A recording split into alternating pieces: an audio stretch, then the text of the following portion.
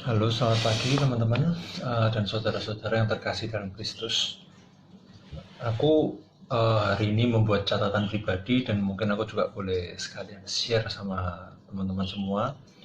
Video ini sekaligus buat aku sendiri untuk biar ingat sendiri gitu. Oke, apa yang akan aku bahas hari ini adalah tentang Bapa Kami, tentang doa Bapa Kami. Sadar nggak kalau kita kadang-kadang juga mengucapkan itu dengan salah? Ya, yang jelas, yang pertama, eh, ya nanti akan kita bahas ya melalui dasarnya adalah buku ini. Oke, Catholic Catechism dalam bahasa Inggris, tapi aku akan bahas dalam bahasa Indonesia. Semoga Tuhan memberkati kita semua.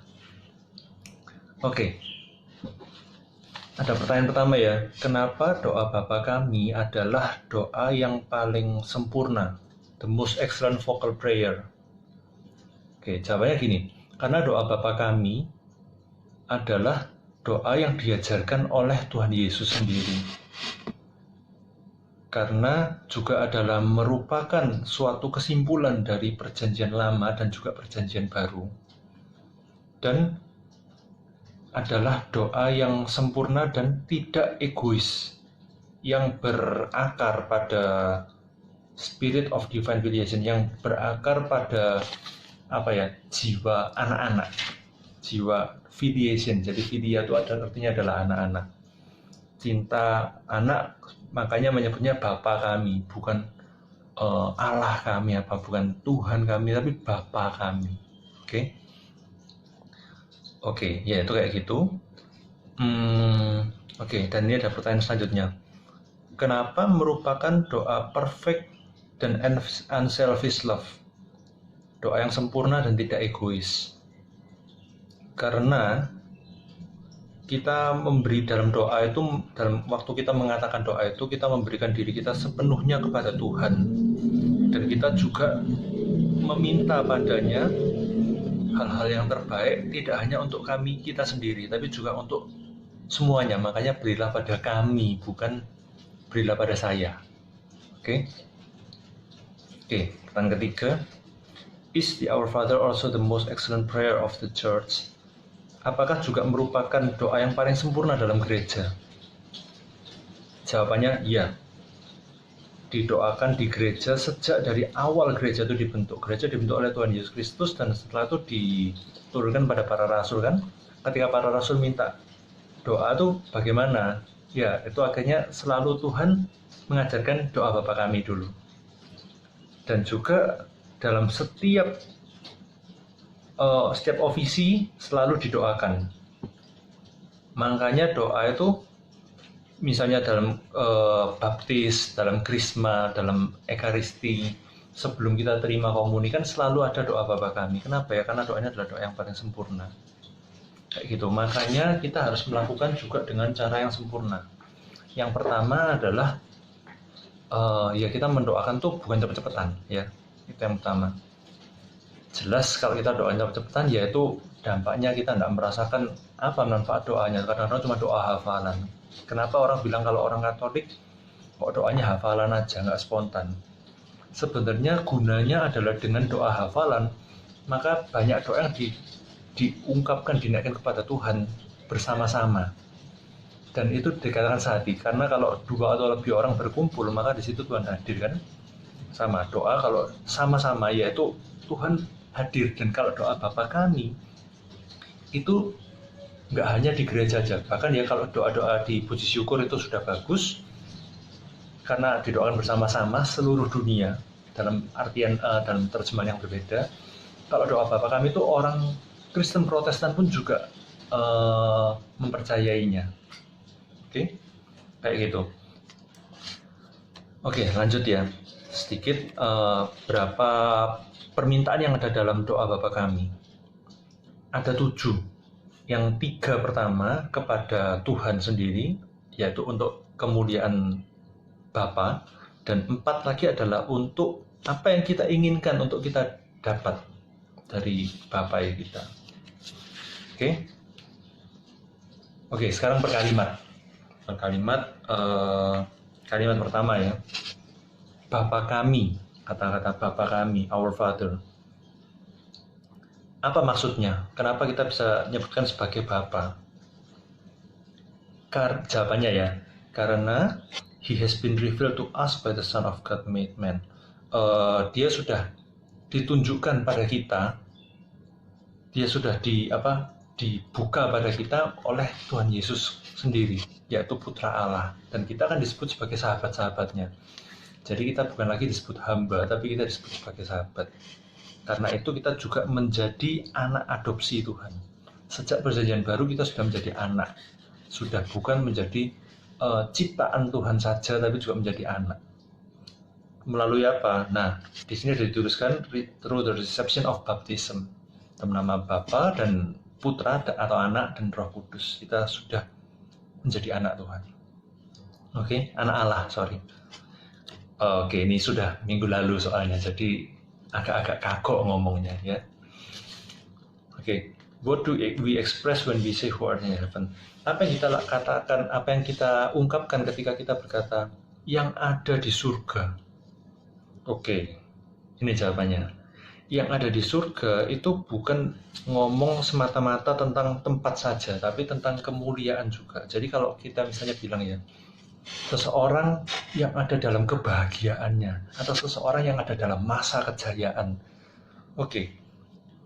Heaven juga adalah suatu keadaan orang yang ada dalam masa surgawinya, seperti itu. Tapi Tuhan adalah Tuhan Allah Bapa yang ada di surga, yaitu dalam kemuliaannya. To the majesty of God and His presence in the heart of the just. Kemuliaan Tuhan dan kehadirannya dalam hati orang-orang yang adil.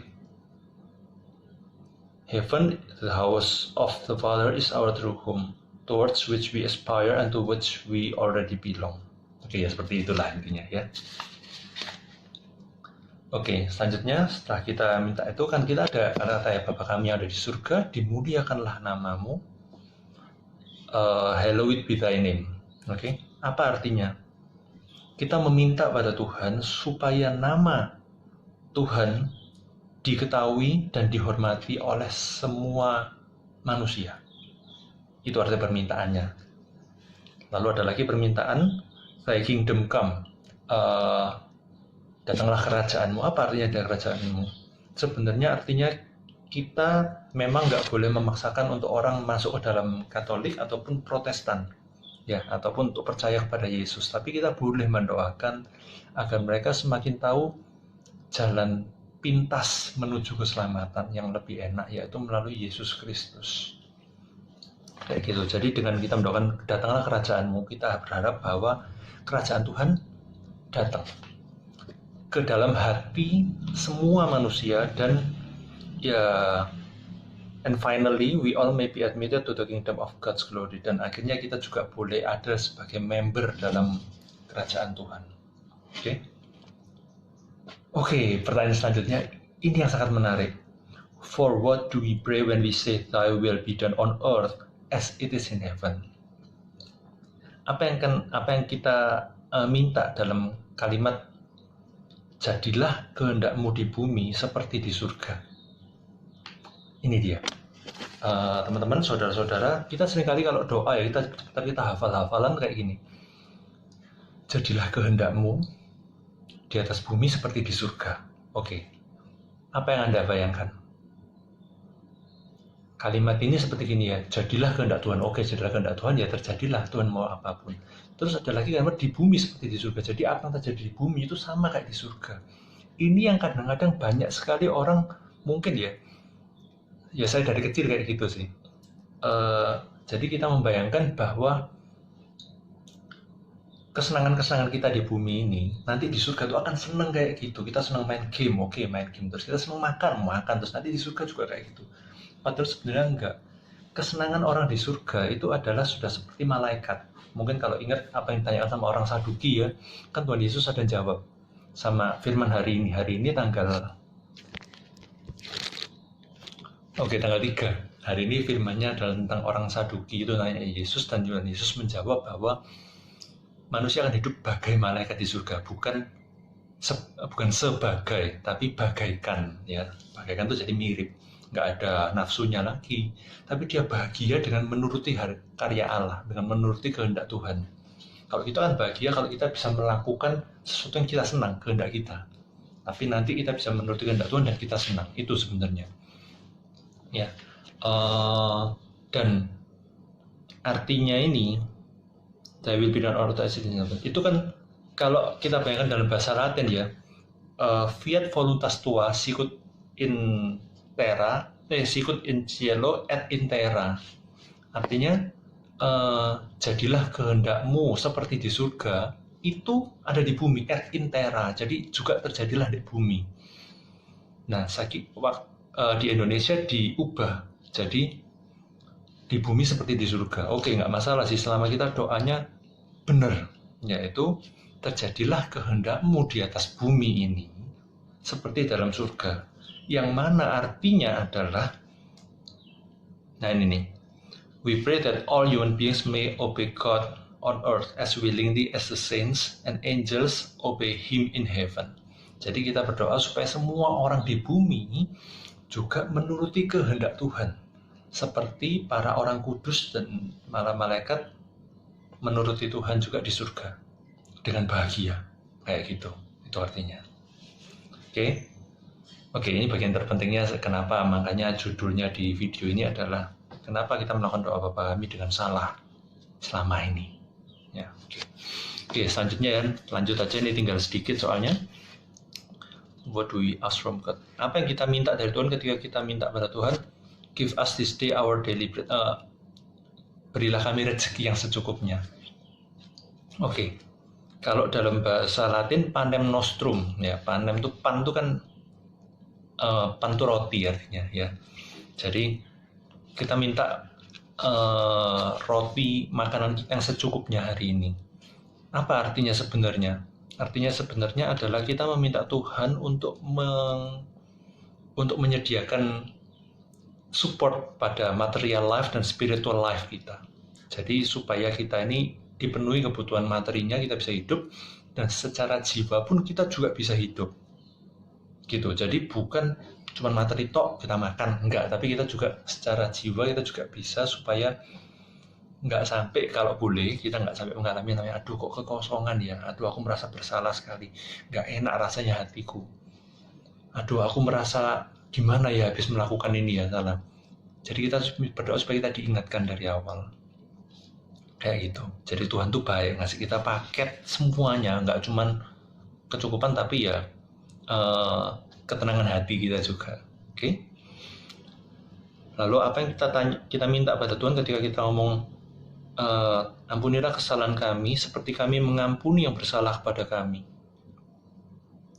Kita minta pada Tuhan, jawabannya ya, kita minta pada Tuhan untuk mengampuni dosa-dosa kita, yang mana kita tiap hari pasti sudah berdosa, walaupun kecil, ya, apapun itu.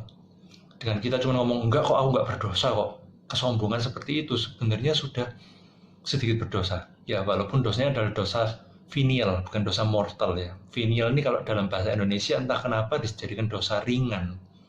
Padahal bukan light sins, tapi venial sins.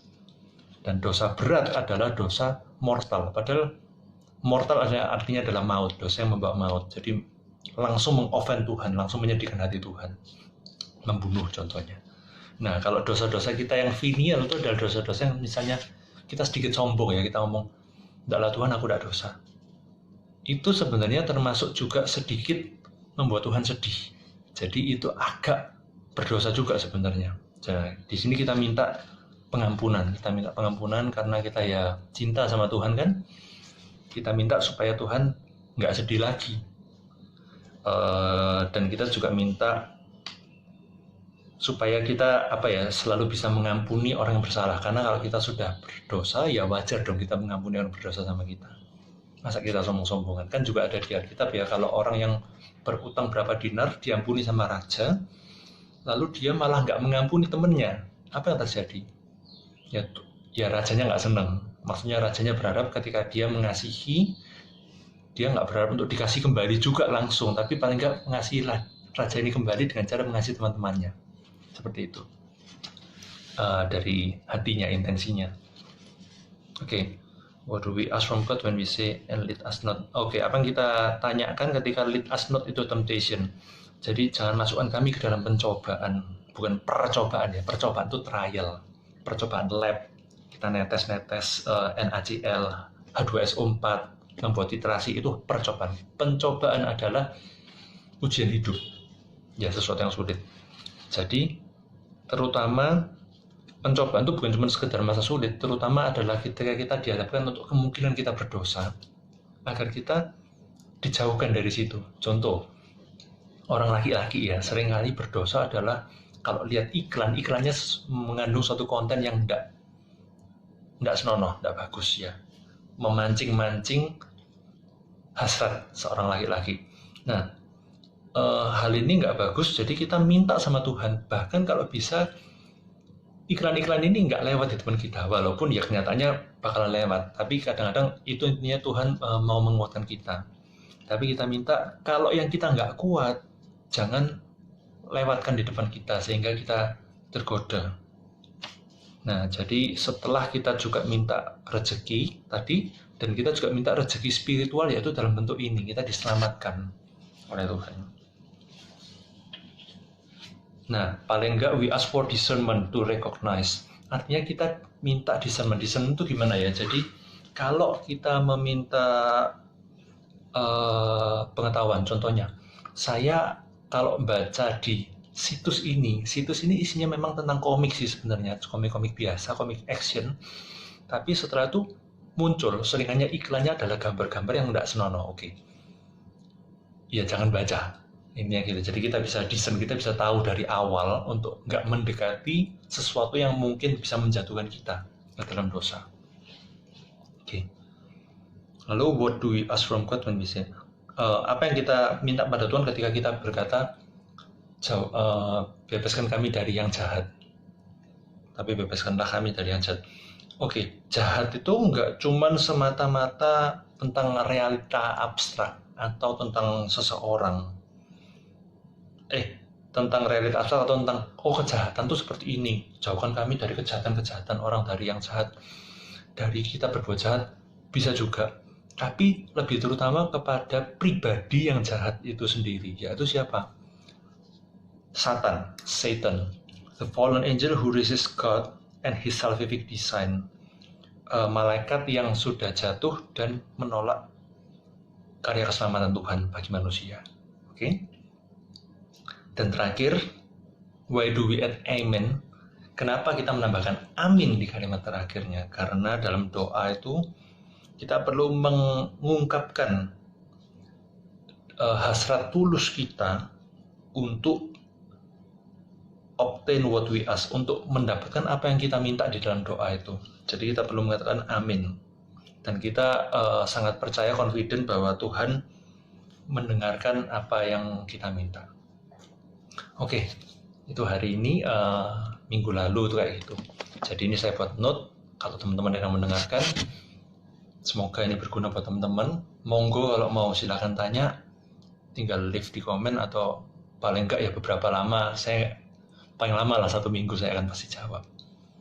Semoga berguna, semoga Tuhan memberkati kita semua. Amin.